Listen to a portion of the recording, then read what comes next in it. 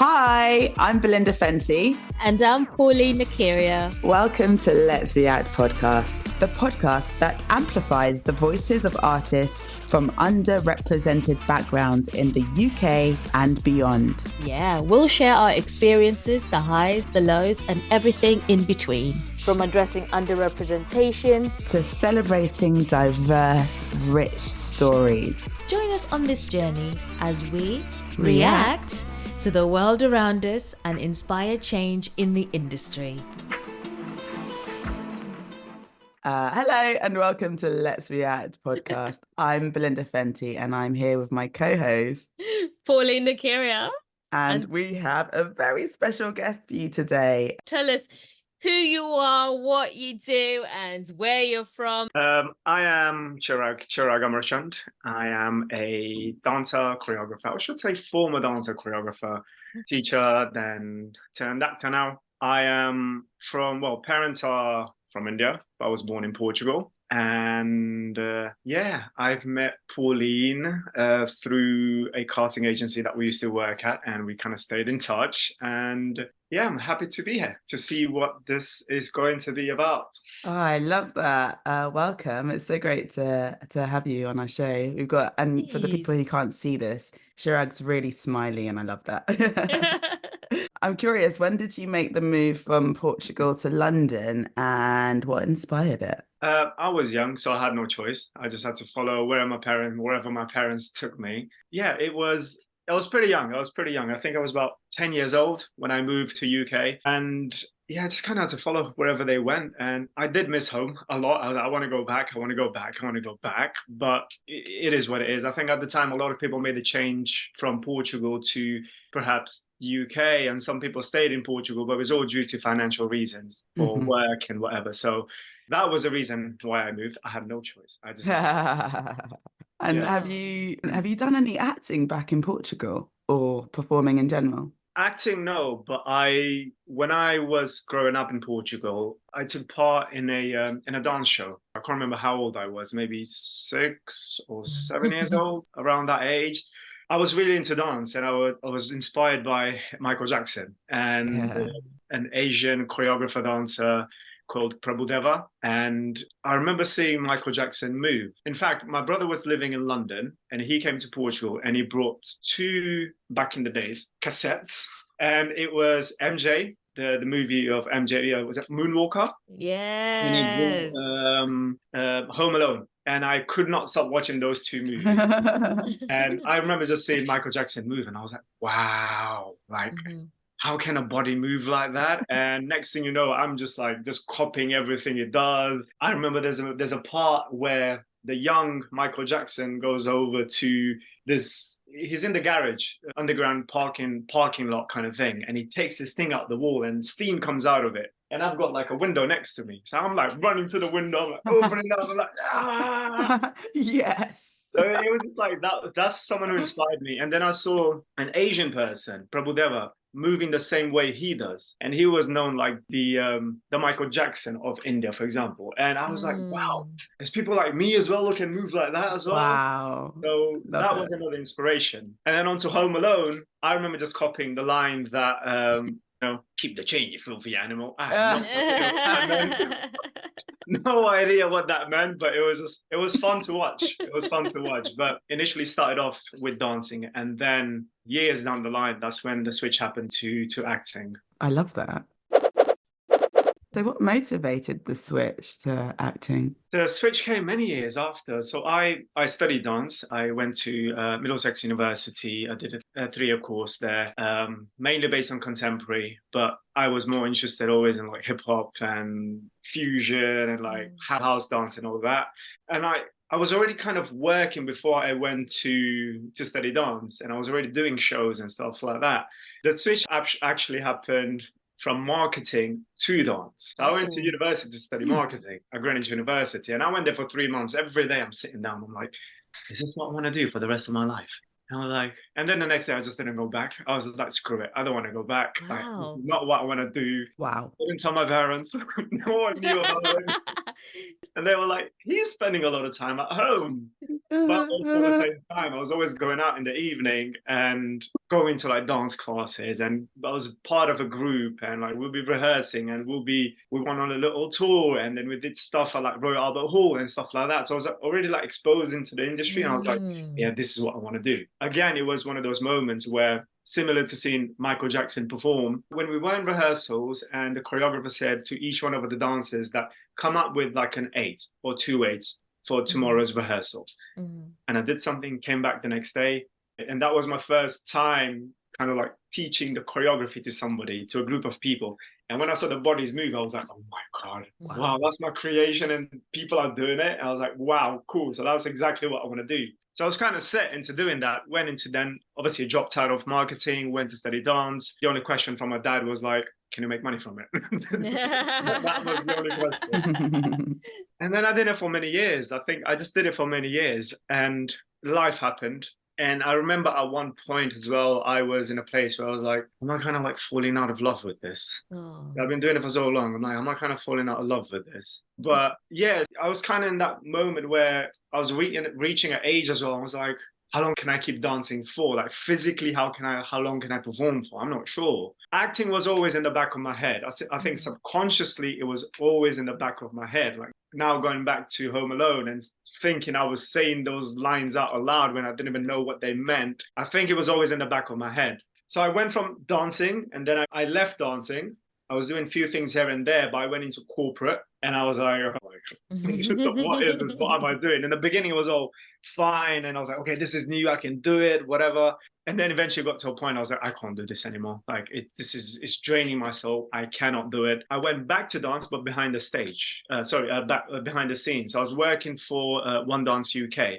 Part of the marketing and stuff like that. But then again, I was like, I'm still not like performing. I think that's what was missing. And then one day I thought, you know what, let's give this a try. Let's give acting a try. Let's see what happens. And I haven't looked back since. It was the closest thing that came to dance in terms of the feeling that it gave me. And I remember going to a workshop. There's a couple of points where I went to a workshop, and my first experience of getting on stage as an actor and actually saying out lines, and I just had this adrenaline. I was like, oh, like, this is amazing. Like, I was like, yep, this is it. And the second time, we all know that feeling. It's it was crazy. I was like, I just knew it. I was like, okay, this is it. Like, if it's not going to be dance forever, then the next best thing, this is it. Like, this is what I want to do. And then the second thing that also sort of confirmed it as well, I did a lot of what you call extra works in the beginning. And I was working on this Bollywood movie as an extra. And then they said, can you audition for a role? So I auditioned for the role, and then I got it. And then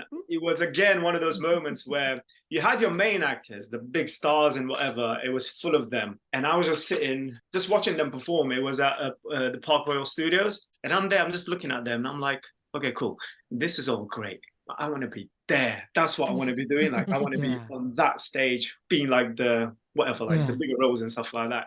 And I think that those two moments just confirmed it. I was like, okay, no, this is it. Forget everything else. Put your focus into this. Now let's go for it. And that's how my sort of transition happened. So it wasn't like, okay, straight away. It was always also a matter of like, let me just make sure this is what I want to do, like really what I want to do. Because I had friends who were actors as well, and they said, dude, it's hard. So I think what helped me was like coming from dance and knowing the struggle of being like self-employed and freelancing, etc. So I already kind of like knew what the lifestyle could be in terms of like the hustle that might come with it. So I think in that ways I was prepared for it mentally. I think that was a long answer. Yeah, no, that makes sense as well. And like, you would learn a lot of discipline from dance that I think lends itself really well to making it in acting, to doing stuff. By making it, I mean working. I just mean doing stuff that you love within acting. Because as an actor, you could sit back and wait for your agent to get you auditions,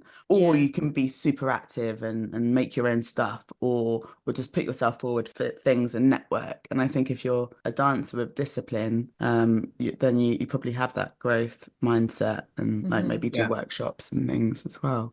Yeah, because did you ever have like an agent as a dancer? No.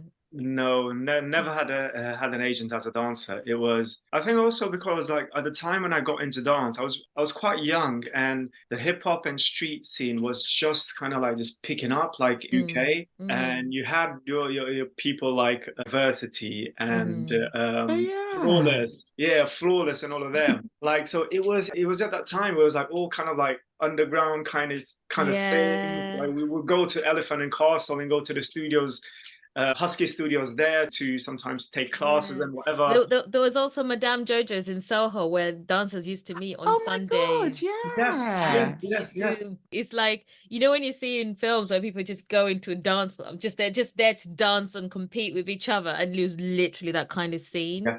Because at first I used to dance in Piccadilly Circus, like those Yes. underneath those bits Yeah. there where people used to go. And then I think someone must have offered them to use Madame Jojo's, and so they'd have just people just going in and just dancing. It was, yeah, it's an amazing scene, like with that underground scene. It was so cool. But yeah. Yeah. So that kind of thing where it was just all just like bubbling up and starting. And I think it's like that helped me, I think, just create relationships from the beginning.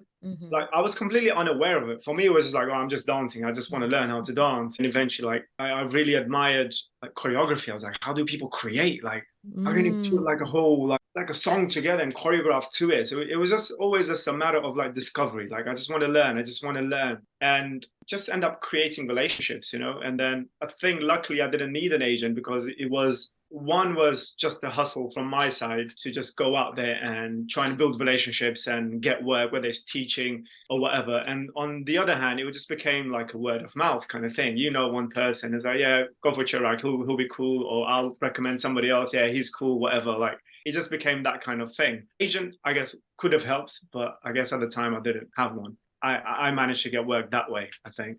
Okay. And was it like mainly like music videos and commercials, or what kind of work were you getting? Because it's always interesting to hear what the work that's out there for dancers. So like, what kind of work did you get to do? And then how you like spending to also working with Akram Khan and all these bits. Yeah, I would say is what my teacher once said at university, which was dance is a very like a portfolio career, and it's like a mixture of everything. I've done like community stuff. That's where it kind of like started off, etc. Like community dance work kind of stuff. And to teaching in the community, to teaching in schools, to also teaching at Allen and Overy International Law Firm to 20 lawyers. It's crazy. Wow. And putting on a musical for them where you've got people from the West End coming to yeah, it's crazy. I didn't even know that world existed. I had a friend who's work at Allen Overy International Law Firm, and she was like, and she's also like into movement and dancing. She's now left and like become like a full-time professional pole dancer, and she's got her own studio and everything. It's crazy. That transition is amazing. But anyway, she was like, oh, why don't you come and teach here? We have like activities after work, and you know, people would be interested. I'm like, yeah, put my name forward to whoever's organizing it, and let's see what happens. So that opened up the different world to me. So there's like corporate stuff going on. That was that. I was then called back to the university to teach. I think it was the first year students for their final year choreography. So I put like the showcase together for them. Music videos, I did choreographed and then performed in like fashion stuff. It's just like like such a portfolio career of everything, to like doing stage work, a mixture of like physical theater-ish slash, it's not like fully like theater, but it's like dance, which includes a lot of emotions, and you're portraying through your body, which you're doing through dance anyway. I worked with Sarah dos Santos, and it was about human trafficking, and we kind of like toured this thing at different places. We even performed it in a church, and it was for human trafficking, and that was such a like a different experience whatsoever. So it's such like a very like way you perform and choreograph and whatnot. Yeah. Now you've talked about stage and Now we're transitioning into acting. Oof, look at that change scene. So like, it's always interesting to know how you found like the transition into getting into acting. So where did you start? Like, where did you go to? Where did you look to get into acting when you realized, oh, I love this? Yeah. So my journey was, like I said, when I said like, okay, let's give this a try. It was through, I think I had one experience way back. I don't even know, many years ago, where a dance choreographer that I used to work for, he said, "Oh, they are filming near you in Uxbridge. Do you want to go? They need a couple of people to be on set. So you just need to go there and chill and set, just do nothing, whatever." All right, cool. Let's go then. I think that was my very first experience, which is I've just remembered. I completely forgot about that. And the other time was when I was working as a dancer. Someone asked me if I wanted to be part of a movie. They have a script. They want to make a movie out of it, kind of thing. So I was like, okay, cool, yeah, fine. So we got into rehearsals and I was like, I could do this, man. Like this is cool. Like going into the rehearsals and hitting back and forth. Oh yeah, that was cool. That's how my sort of feet went into into acting. But then eventually, when I decided to be, okay, let's now see if this is actually really it. The education came through literally being on set. I think I used the experience of being an extra and whatever jobs I got in the beginning to just really just soak in and learn. So instead of me going to on set where I'm being an extra and just pissing off whenever I can, I was like, okay, let me grab my lunch quickly. And as the chance I get to see them perform, I'm going to take that because that's my school. Nothing's going to give me that real life experience. I can go to all the classes I want, but this is visual stuff happening right in front of me. So let me put myself out there as much as I can. So that was one way of learning, which was being on set. Second was loads of books. I was hearing people talking about Stanislavski and this and that. I'm like, what is Stanislavski? Then I realized it's a person. So I was like, I need to get my education to know about these people. Like, who are they? Where did all of this start? And like, what are these techniques and whatever? So that was another method. Then also going into classes, and I took courses as well. I think I did something at DSL, then at Royal Central Speech of Drama, the one Swiss Cottage. The one with all the letters. And I think I just loved it. I just loved learning and just exploring the characters and just trying. Yeah, just the whole thing. I just absolutely loved it. That's how my experience began. It was basically, I thought to myself, okay, I can't really go to drama school at the moment. I was like, okay, it's really expensive. I can't go there. But what is out there that can help me learn until one day I have the money to go, cool, we'll do it. But at this moment in time, I don't have that luxury. So it's books, it's getting onto extra sets and just learning and like meeting up with other actor friends and hearing about their process, picking up scripts or whatever I can at home and trying to like practice monologues. Apart from watching, because you said that you learned so much from watching and being in the presence of people acting, what do you think has made the most shifts within you acting wise, apart from the observing? Like, if you were like, do this one thing, I know different things work for different people, but for you, what was there something where you're like, okay, all right, like, I don't know, I get it, or I've expanded in my skill, or was there something? I think eventually it does come to actually just doing it anyway. You can read as many books you want, you can watch as many people you want, but eventually it just comes to doing it. So that in itself has been a journey, and it continues to be a journey where you're just learning all the time anyway, something new that comes up. But I think one thing that's really helped me, and I think this goes back to dance as well, is learning the physicality of the character. And so incorporating your dance part of you into your acting performance to help you. Yeah, that's nice.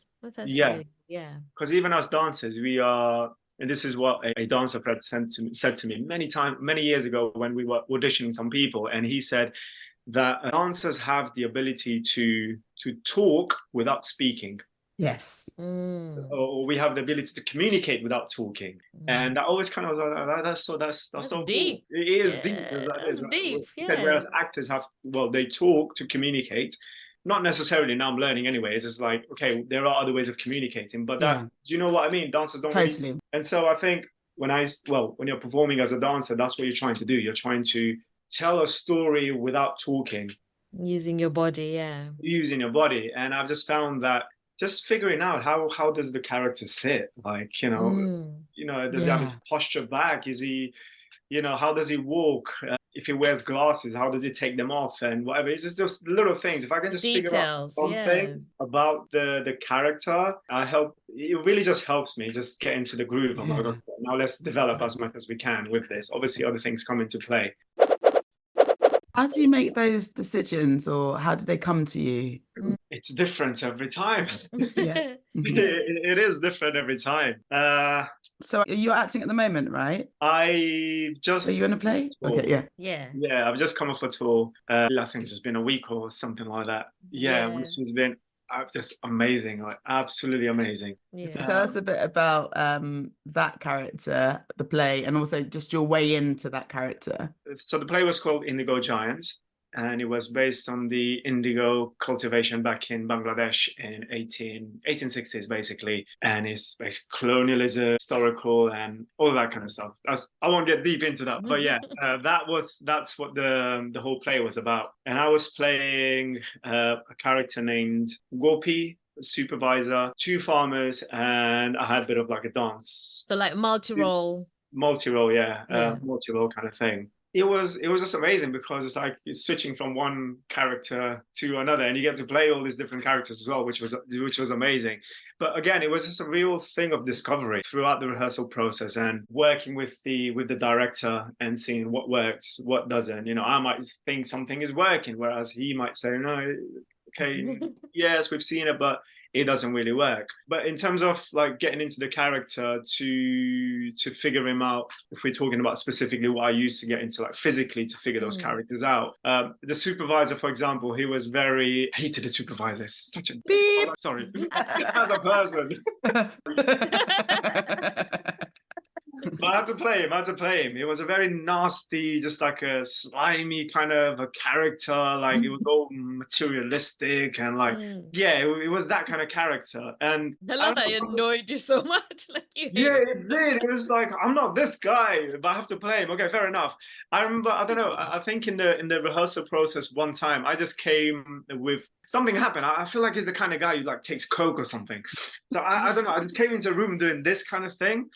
Like entering the place, I was like, maybe he's just like sniffing, like, I don't know, something's happened. Let me just come into the place like because then Gavin mentioned something about energy, and I just picked up on something. I was like, okay, let's try this.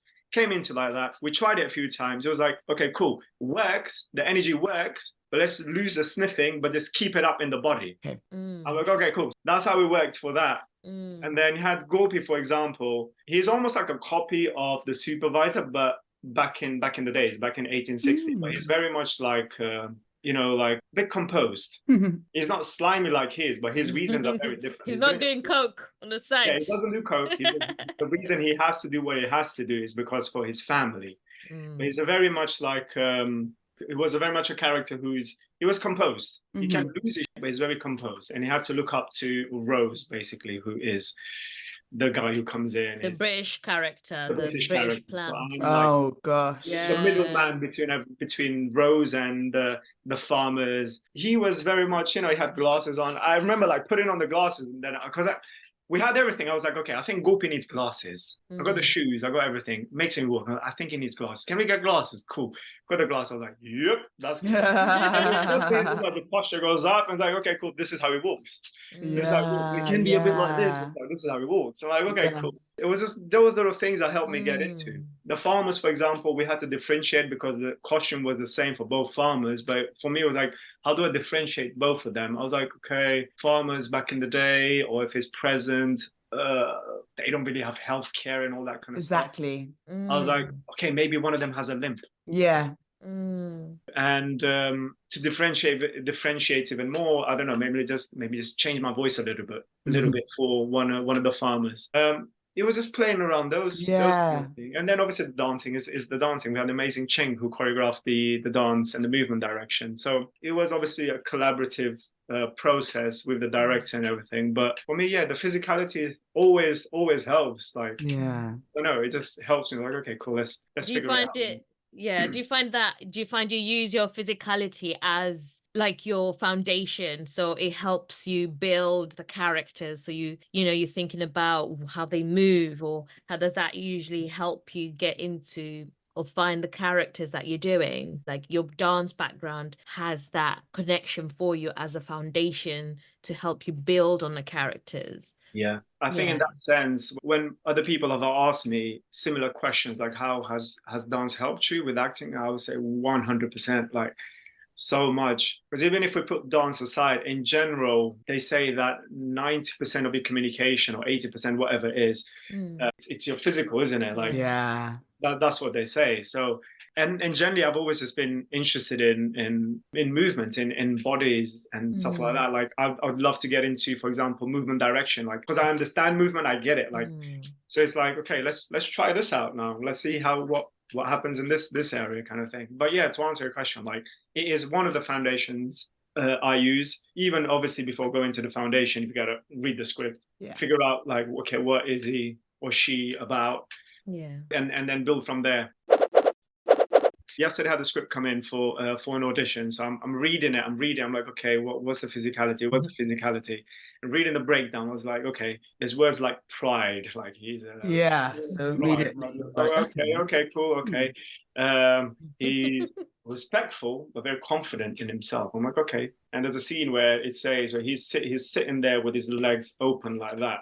I'm like, okay, cool. We've got the physicality, and then just trying to break it down, like stuff like about his personality. What else can pop up that can help me create him physically, and then yeah, let everything else then flow as well from there, like emotion wise and whatever. Yeah. Do you know what this reminds me of? It reminds me of Commedia dell'arte. Commedia dell'arte is basically where it's the basis of a lot of performance art, and it's where slapstick comes from, the idea of these characters. So the Commedia dell'arte is not just about a comedy, because a lot of the characters, for them to be able to tell the difference between characters, they used to use masks to play these certain characters. And like when you think about physical theater, so that's where all the characterization comes from. You had the comedian basically who was the butt of all jokes. So he had a stick. So every time the scene became too serious, they used just a little bit of history of it. The character had a stick and they would hit them. Any character would hit them with the stick, so the slapstick. So then people would laugh to like, oh, okay, it's funny. It's okay. It was like a relief. And then you had the El Capitano, who's this guy who's always like this, and he stands and walks around. He's the hero, He's like, yes. And then you had Zanni, who was the conniving. So his character was always down here. He had the mask had a long nose. And you just reminded me, like, because I wanted to do dance, but I wasn't in London for the auditions when I was going to do drama. And then I wanted to do my master's in physical theatre. And so I kind of looked at Commedia dell'arte, because at the Theatre Tara Arts where I was, there was a lady from Italy who came over. And she was doing workshops on Commedia dell'arte. And there's so, like, in terms of like Greek theatre, and it all stems from that. And the idea of how there was this amazing actor from Italy, I've forgotten his name, but what he used to do, he would do like a stand-up performance of just playing different characters, and he had these masks laid out, and he would just pick up one. I think there's videos somewhere, but I remember she showed us some videos of him. He'd pick up one mask and he'd look, and it's like he would take off his other mask and he'd put this mask on, and you just see his body physically transform. And his voice, like if it was, because he would also because also what they do is they also use the the seven deadly sins, the greed and stuff, and he'd be like, oh, just gonna eat, and he would just start eating a lot of things. You'd see how that transformation, but the physicality, and he was a big guy, and I'm talking like he was like, whoa, like them opera singers go, whoa, and he was that kind of guy. But when he would get a mask on, he would change. He would be up, he would be down. Oh, my lady. Oh, he would just, and it was so interesting to watch. And yeah, I just remembered. Yeah, it reminded me. I just went through my physical theatre phase, and I even explored East Asian art with the drumming and the way they move, with the painting of their faces, like geishas, and the way they you know, that whole idea, it's all a dance. It's So amazing, isn't it? Yeah. yeah, it's amazing Because the how, body gives away so much. Because yes, your mouth can say one thing, yeah, but you know, like I love observing people just in a restaurant or wherever, and you can tell the whole story sometimes just by the body language. So you can tell like when Yeah. someone's not enjoying that conversation, they're bored. Yeah. They might be talking. You know, you could tell. I, yeah. I love that. I wondered though, because you're talking about you've got your choreography background and the teaching, and so have you done any directing? Mm. No. And is there any intention to? Because it sounds like you like to Yeah. create like the Yeah. full picture and stories, and you like to see, yeah, it's kind of alchemy. You like to see the results of. Yeah. Who knows? Maybe one day I might do. But I think at the moment I want to just work as an actor and then take things as they come afterwards. But yeah, who knows? Who Who knows? knows? Yeah. Yeah, who knows? Like I said, movement direction is something I am interested in. So that is definitely something that I will look opportunities for. Yeah, see where that takes me. And then, but in terms of directing a whole thing, like a Yeah. whole acting piece, a play or something, I don't know. We'll see. Yeah, we'll see. We'll see. We'll see.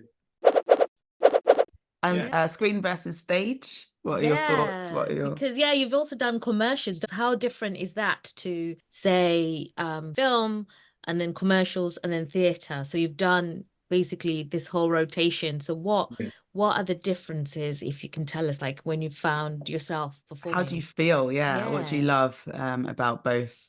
Or all, yeah. Or hate? I think for me, stage is where I started off. Obviously back then, but as a dancer. Stage is where I started off. So that's always been like such just, I don't know, stage just brings like, it's just a different emotion, man. Like I love the theatre. I love the stage. I love going into the theatre and play a story from the beginning till the end. You know, you're going through that journey and emotion. It's just amazing. And I think that's the beauty of theatre, because there's also no cut. Let's do that again. Yeah. You mess up a line, you mess up a line. That's okay. Keep going. Just so you know, Belinda, sorry, Chirague, I have to do it. I knew you were gonna do it. I knew you were gonna do it. All right, go on. So the last show for Indigo Giant that just finished, our lovely Chirague was in the moment. He was so in the moment. And one of his lines, go on, Chirague, I'll let you do the honors. What was the line? I'm not saying that. I am done with that line. Basically, you know when like lines go wrong when you're on stage, but you're so in the moment because you're so committed emotionally, you're invested in that moment and you're playing it off with another actor. And he went, what did you say to her? The character's a him. Okay. And he's asking the other actor, who's the female, what did you say to her? But he was so in the scene, and I love that she played it so well. Amy Taro, who's playing one of the other roles, so she just went. She was shocked because she was like, what? And then he committed. He was like, what did you say to her? And she just went, nothing. It actually really worked. I know, Great. Because I know Chirague, and it's always Because you know sometimes you're acting with someone and they're not listening, and they won't react to the fact that you've said a different word, or so the fact that she had a reaction, I'm sure like it would have read beautifully in the audience. Yeah. So it's just us who knew, but it played really well. I know I was teasing him that night, and he kept going, I can't. I was like, dude, you have to let it go, because it actually genuinely it really worked. You have to let it go, but I'm going to bring it up every time I introduce you. That's a friend. You know what? Well, I was like, what did he say to her? I was like, Pauline. But it's no, I just because it's fun to watch, because I knew if it was not the last show, I would have just said, hey dude, what happened there? And I would have let it go, you know, that kind of thing. But it was the last show and I was just like, dude, it was good. It was fun. I thought it was good. I just laugh about it because he was beating himself up about it after, and he couldn't. I remember going backstage. I was like, "What you doing?" Because it was like an obvious mistake. I was like, "It's a him. It's a he." Like, why did he say her? I don't know what happened, and it never happened. We've done so many plays, so many shows, and I was like, "That's never happened." Yeah. Because when I realized I said her, I didn't realize the first time round. I said it the second time round. And then I realized, I'm like, in my head, I'm like, what the f You just say. And she paused, I paused for a second, and then something happened, and then it's like, oh crap. And then that put me in such frustration. Oh. But it actually helped the next delivery, because the next delivery was meant to have that up kind of thing. So I kind of just used it. And then I was talking to Amy after. I was like, I'm so sorry. I was like, and we're having, I think me, Amy and Pauline were having a chat outside, having a laugh. And Amy was like, yeah, I saw that your vein popped out on the side. It was probably why she just went. Oh man, but this is what I love about theatre. You asked me, what do you love about theatre? Obviously, I don't love making mistakes. It's like, it happens. Like, it's like no show is the same, and it is. I love the theatre. Like, I don't know, it's just one of those things. I'm like, I'm ready to go on to the next tour, or like to the next, like bring it on kind of thing. Film, I guess it has a magic in its own as well. You know, I guess. It feels more luxurious, doesn't it, in a way? It's like you have the shebang, you could be filming in studios, you got your own, all of that kind of stuff. That's a beauty in itself as well. Like I enjoy that as well. Like, pick me up in a limo, I'm fine. But I think the thing is, it's like, I haven't done like a movie where you're playing a character from beginning till the end and you're discovering that character properly from, you have so many scenes. I haven't done that yet. So that's not something I can relate to. But yeah, a couple of like things here and there where you're playing a little character and whatever. Yeah, I've done that. But it's also fun.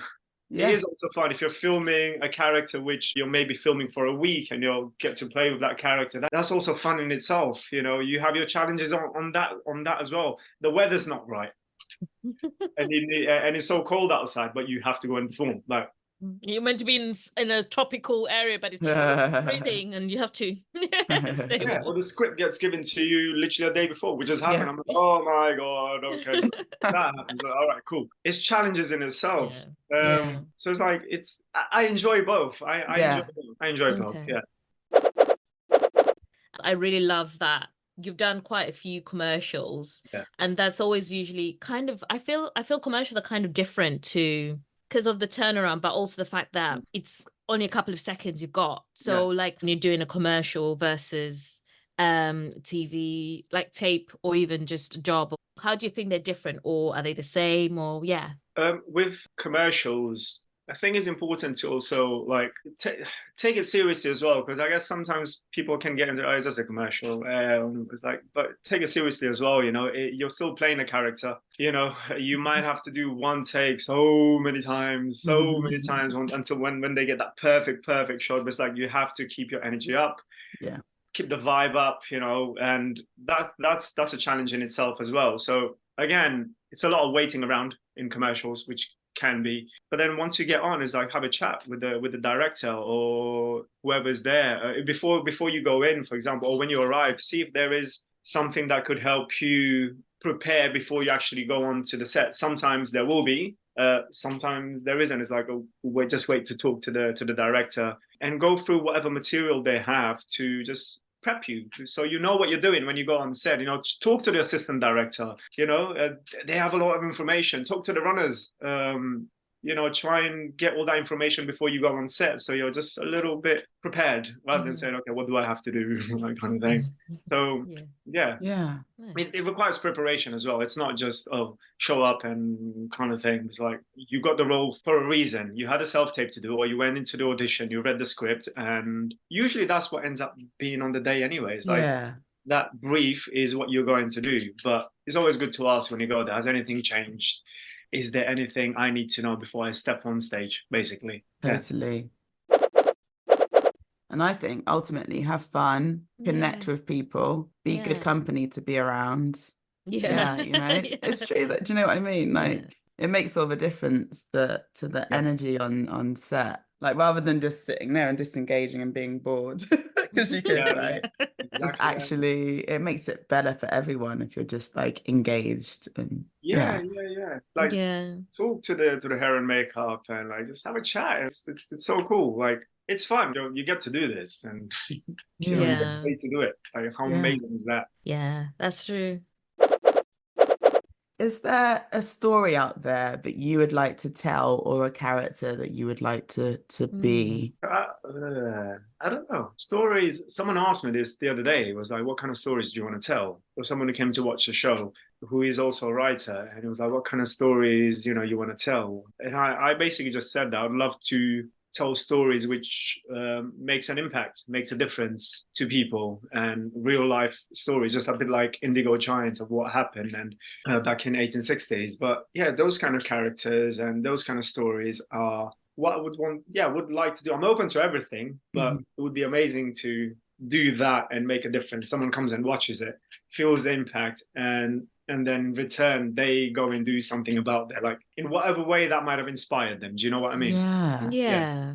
Oh, Yeah, it's go like, on. because of what you just said, it's made me intrigued about, is there a role or actor, character, or something that you've seen that has had that impact on you that stands out? There are a few actors that I look up to, really like just enjoy their work. One is Denzel Washington. Love him. And Shout out.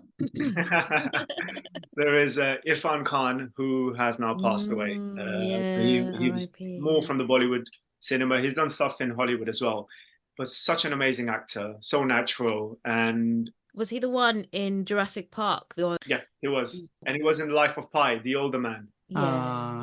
Life of Pi, yeah. Brilliant actor. I remember Irfan saying that when he used to go, he was in an interview with Tom Hanks. I think they did something together and they were being interviewed. And Irfan Khan said something that when I was young, I used to go to the cinema. I used to watch certain movies, and sometimes I'll be exhausted by them. And then other times I would go and watch a movie and it would just stay with me. Like I just could not stop thinking about it. It would just stay in my mind. And I'm like, wow, like it really had an impact on me. So it's like, so basically what he was trying to say is that that's the kind of movies I want to make. Yeah. That tell a story and has an impact on people. There is a writer called Haruki Murakami. It's actually one of my favorite authors, by the way. But yeah, he's amazing. Yeah. He's amazing. I remember reading Norwegian Wood, and I was so immersed in it. Like I actually felt like I was playing one of the characters, and I was like immersed in the story. I put the book down, and 2 weeks later, I'm still thinking about it. It was that great. Like, so if you can have that kind of impact through, I don't know, whatever medium, be it stage, theatre, TV or film, is like, that'd be amazing. Yeah. So we normally ask you, what would you recommend to our listeners, to whether to watch, to read, to see, to feel? Yeah, basically all the above. What would you recommend? Obviously you mentioned that book, but it's what's the book again? Sorry, and the name? It's called Norwegian Wood. We love Murakami. I almost want to get one of my Murakamis. Have you read it? Screenshot. Yeah, I've read that one. I've read most of them actually. Which is your favorite? I've got a lot of them though, and maybe my favorite stance. Such a brilliant writer. Such a brilliant writer. So yeah, the recommendation could be anything that inspires you, even just as an artist or as a person. Yeah, it's anything. It doesn't have to be one thing, by the way. In terms of, perhaps not to watch, but to realize something. Yeah, I like this. Because I had this conversation with a couple of people, and it's been a moment of realization for me as well at a certain point in my life.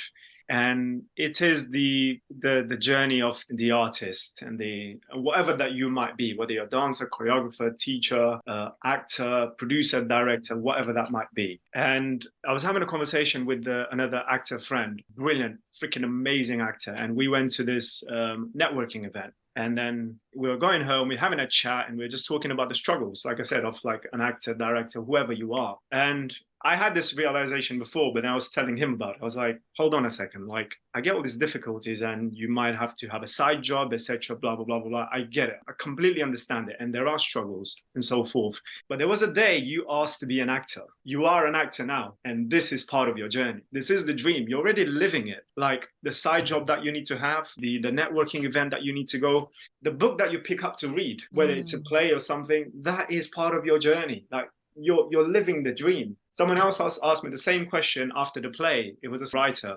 And he said, so what's the dream? I was like, I'm living the dream, mate. Yeah, for real. Because in our minds, the dream could be Hollywood and this and that. I was like, dude, you're living the dream. Yeah. I'm going to rehearsals on a weekly basis, I am able to perform. I'm able to basically literally play. That's what Yes. as an actor, you're able to play, you know. Yes. That is the dream. The self-tape you have to do. Where's my lighter? Where's my lighter?